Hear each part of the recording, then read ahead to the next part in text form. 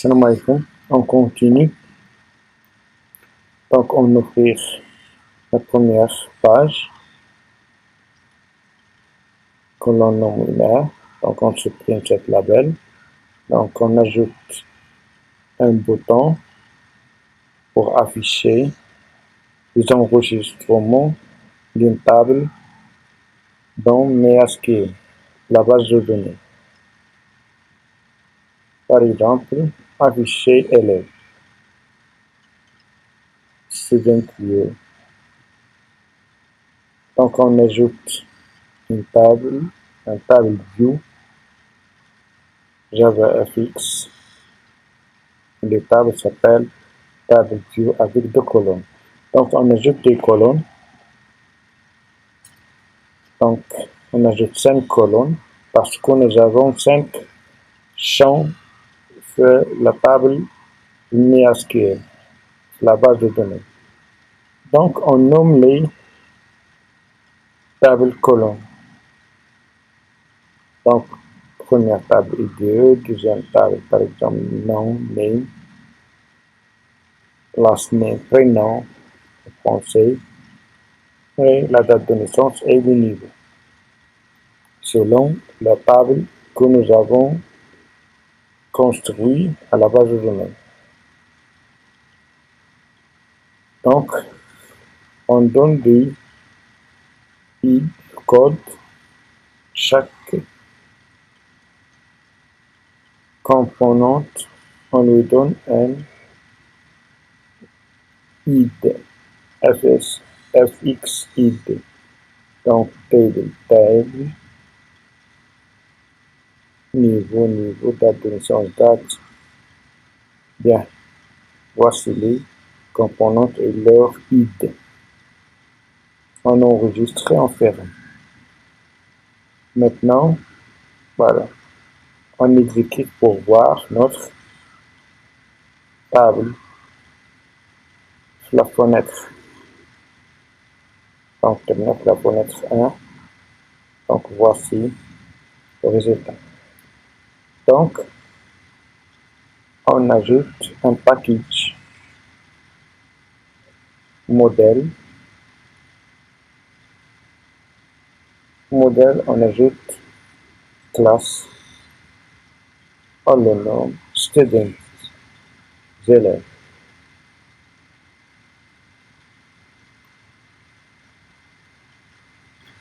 Donc, on déclare 5 variables. River id intègre, de type intègre, les autres de type string. River string, nom, puis prénom, date et niveau de type string.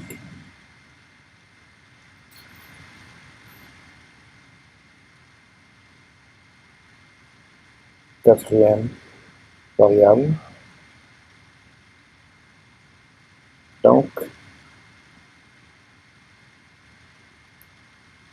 le modèle de traitement des données, il faut toujours ajouter un modèle ou on ajoute des classes modèles avec un constructeur. On ajoute le constructeur pour traiter les variables suivantes avec la méthode super.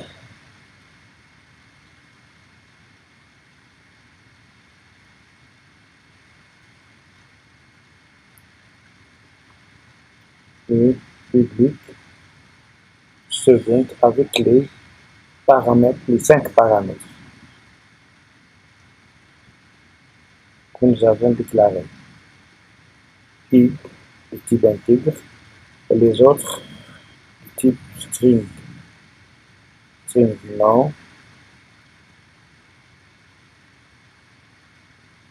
prénom, date et niveau. Donc, il faut traiter, pour afficher les enregistrements, il faut un modèle. On déclare les champs et les variables avec getter et setter. On les génère par getter et setter. Donc on retourne ces paramètres. Donc on écrit la méthode setter. Donc pour retourner ces paramètres 10, id égale la variable id. Donc 10 non égale la variable que nous avons déclarée en haut non. Donc de même pour les autres. Puis on les génère avec getter et source. Clic droit, source, générer getter et setter. On sélectionne tous les paramètres, tous les variables et on laisse ce champ OK. Bien. Donc ici, tous les getter et setter. Donc, on va package controller et on ajoute un contrôleur pour cette page win 1. Contrôleur qui traite cette page. Donc, classe et on le nomme gestion, par exemple, gestion élève. Un contrôleur qui traite cette page. Donc, toujours contrôleur, implémente, donc initialisable. Toujours on jette cet objet. Donc, add minus pour le signaliser.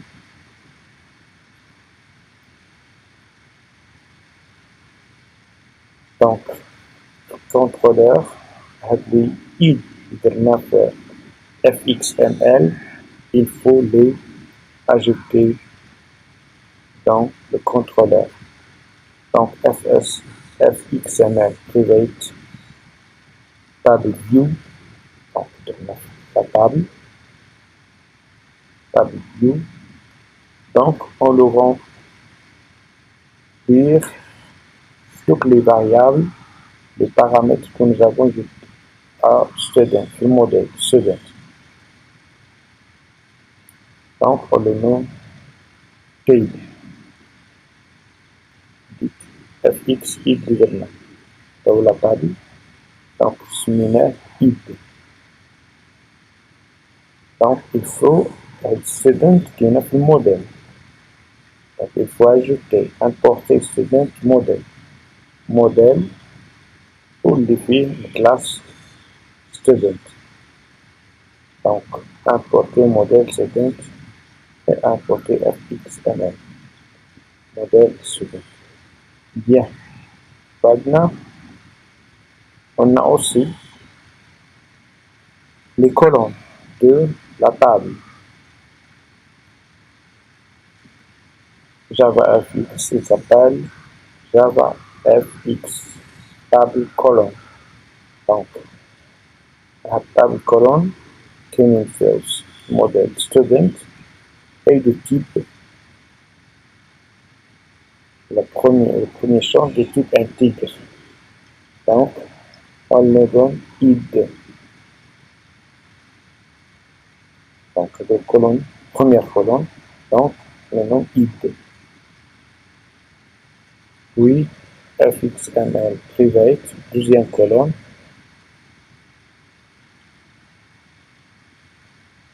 Table colonne, fais attention, Java FX. Donc, le modèle student est de type string, c'est un nom. Un nom, non. De même pour les autres champs, pour les autres colonnes. Puis on déclare un observable liste de students parce que les enregistrements la table se positionne comme une liste. Donc, observer list, on l'appelle data. Fx collection, observable array list, comme un array, comme un tableau. Parce que on veut tous les enregistrements. Donc, tu connais faire des lignes, avec des lignes. On peut afficher toutes les lignes. Donc, on les fait comme une liste. Première ligne, deuxième ligne, troisième ligne. Donc, on lit la page fxml avec le contrôleur. Donc, comme c'est le contrôleur, donc package contrôleur et la classe gestion élève. Ça, c'est le contrôleur qui traite cette page. On le fait entrer dans son contrôleur. Puis, on ajoute une fonction qui lui donne au bouton. Quand on clique sur le bouton, on déclenche cette vieux élève. Donc, on enregistre. Maintenant,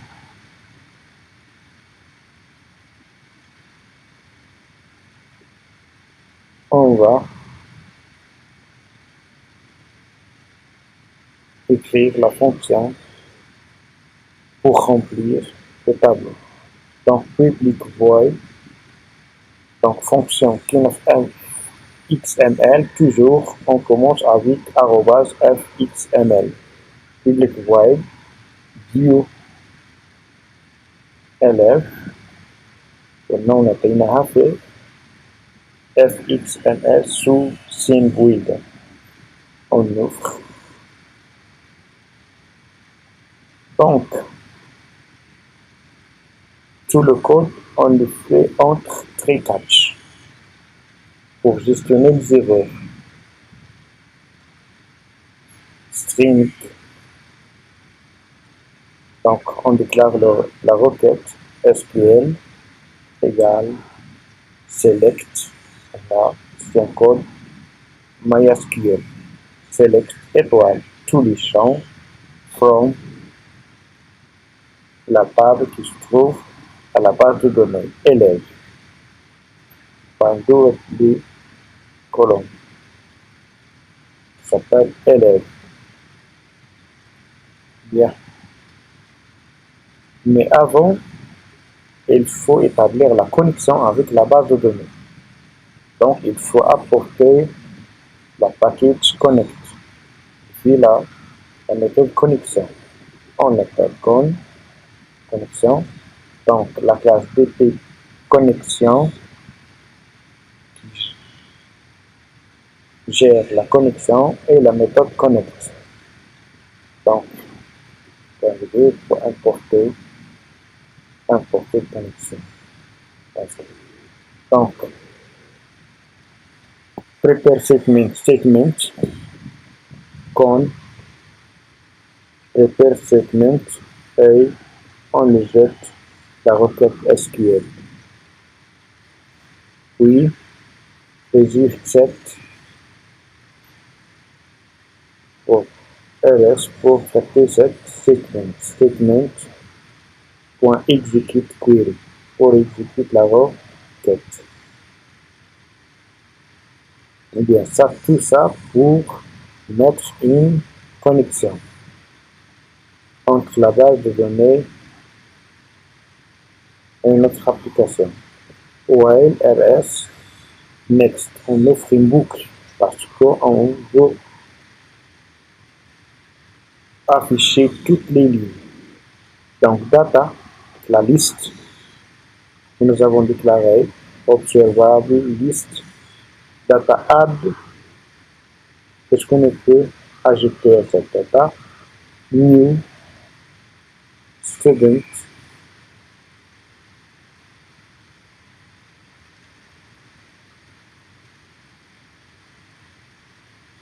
result set, get un titre. Dans la première colonne est de type intègre, get int. Première colonne 1. Oui, rs, get string. Colonne 2, c'est le nom. oui, désir 7, get string, la colonne 3, et ainsi de suite, jusqu'à la 5e colonne.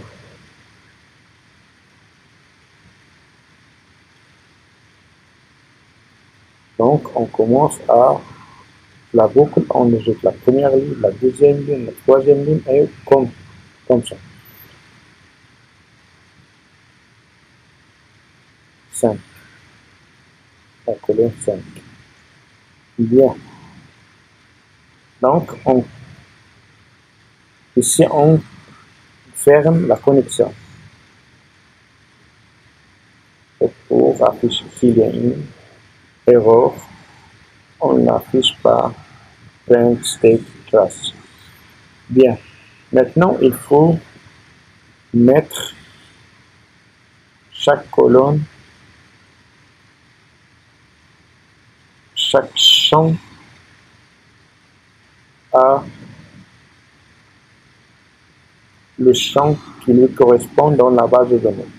id, premier champ, set cell value factory, new property value factory, id, origin student, et de type intègre.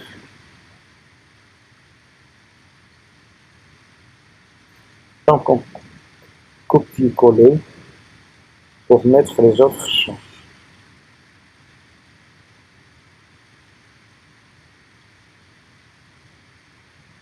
Cinq champs. Donc ce champ contient nom,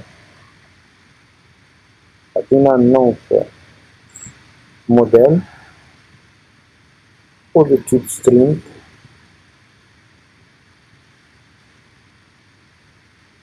On a comme paramètre comme nom. Donc, et ainsi de suite. Donc, table. Donc, chaque section affiché sur table. Table set items. Les éléments sont dans table de data. Bien, on exécute, on se connecte. Bien. Windows, ligne 1. Donc, affiche, la table est vide. Si on clique, bien. Donc, nous les enregistrements de la base de données. La table élève. Bien. On ajoute un autre enregistrement, par exemple, data, comme nom, prénom, id, voilà, auto-increment, qui s'incrémente tout seul. La date, niveau par exemple, 6. 2, bien. Donc, ici, on a 3 enregistrements. On retourne à l'application. Oui, donc, clique.